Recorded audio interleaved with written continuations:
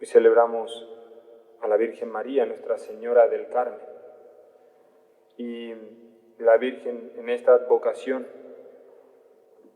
pues ha dado a través de Simón Stock la gracia, o ha comunicado esa gracia que tiene el escapulario. Y en algo tan sencillo como es llevar el escapulario, un objeto bendito, como el Señor, a través de la Virgen, por su intercesión y mediación, nos concede la salvación. Claro que no es, sabemos que no es llevar, por el mero hecho de llevar esa vestidura o el escapulario, sino que implica una vida cristiana. Pero si vemos en los requisitos o lo que nos pide la Virgen, qué cosas debemos vivir, pues son las mismas que el Señor nos dice en el Evangelio, ¿sí? La vida cristiana. Por tanto, no es algo fuera de lo que el Señor ya nos ha dicho en el Evangelio. Entonces, vemos que la Virgen nos enseña que con medios ordinarios o cosas que el Señor ya nos ha enseñado, cómo nosotros recibimos la salvación. Y ese es el misterio de Dios cuando viene a salvarnos. Él ha querido escoger a un pueblo pequeño, el pueblo de Israel, pequeño, humilde, no era el pueblo más grande de todos, y sin embargo escogió ese pueblo para salvar a los otros pueblos.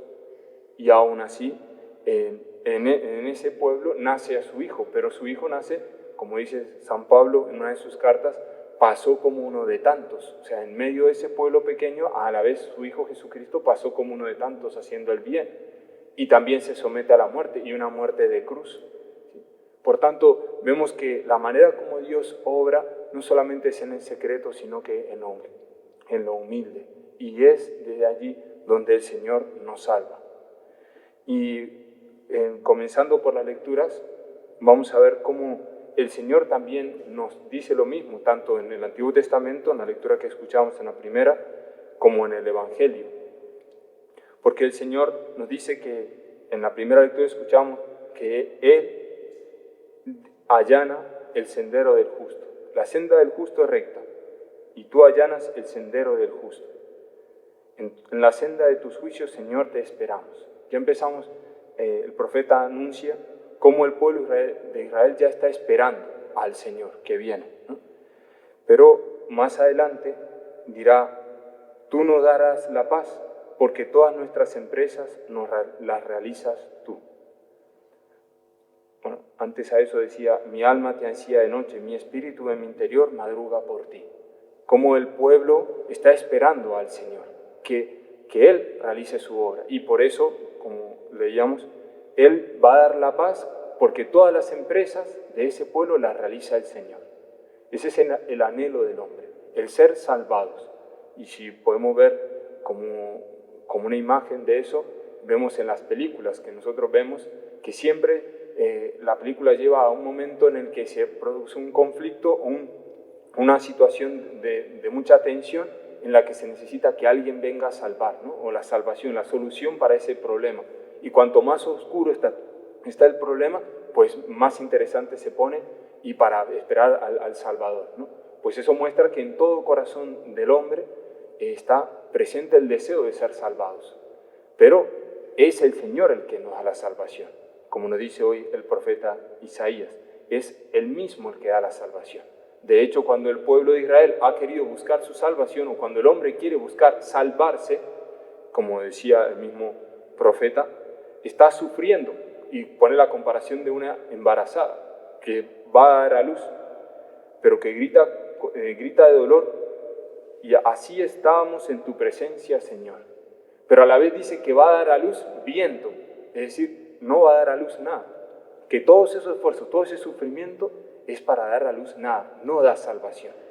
Y cuando nosotros buscamos salvar la vida, o cuando buscamos nosotros por nuestros medios ponerle solución a los problemas, pero el problema sería la perdición del alma, o sea, no problema del día a día, sino la perdición del alma, cuando nosotros queremos salvarnos, pues damos a luz vientos. Sin embargo, sufrimos mucho. Pero no hacemos nada. No podemos salvarnos a nosotros mismos. Y el Señor entonces nos va a dar la respuesta en el Evangelio, porque Él dice que venid a mí los que estáis fatigados y sobrecargados. Pues a esos habla el Señor, a los que han trabajado día y noche para salvarse, para encontrar solución, pero están fatigados de tanto trabajo, están sobrecargados de tanta carga. Y el Señor mismo nos va a decir, aprended de mí que soy manso y humilde de corazón.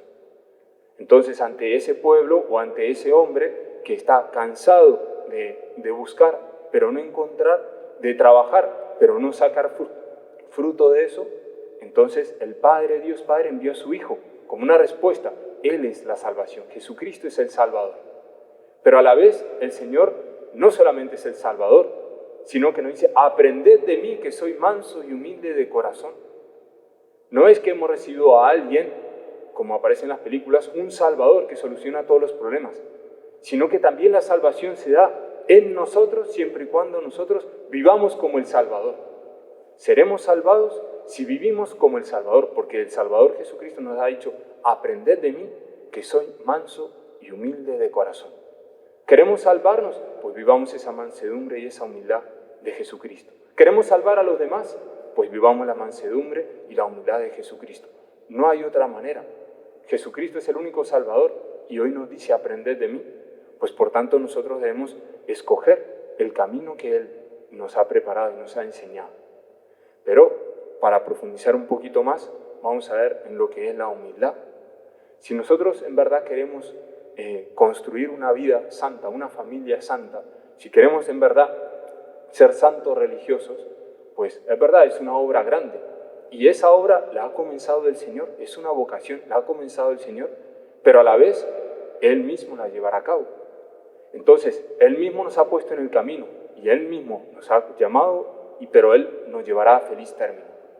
Ahora, nosotros debemos estar abiertos a caminar ese camino que el Señor nos lleva. Y ese camino es un camino sencillo, humilde. Es el camino que recorrió la Virgen María. Y por eso nosotros vamos de la mano de la Virgen por ese camino. Quien no está dispuesto a acogerlo, quien no está dispuesto a acoger, a aceptar la voluntad del Señor, quien no acoge, es decir, acepta, pero con alegría emprende ese caminar por el camino de la humildad, pues no podrá llegar al final. Para poner una imagen de lo que es la humildad,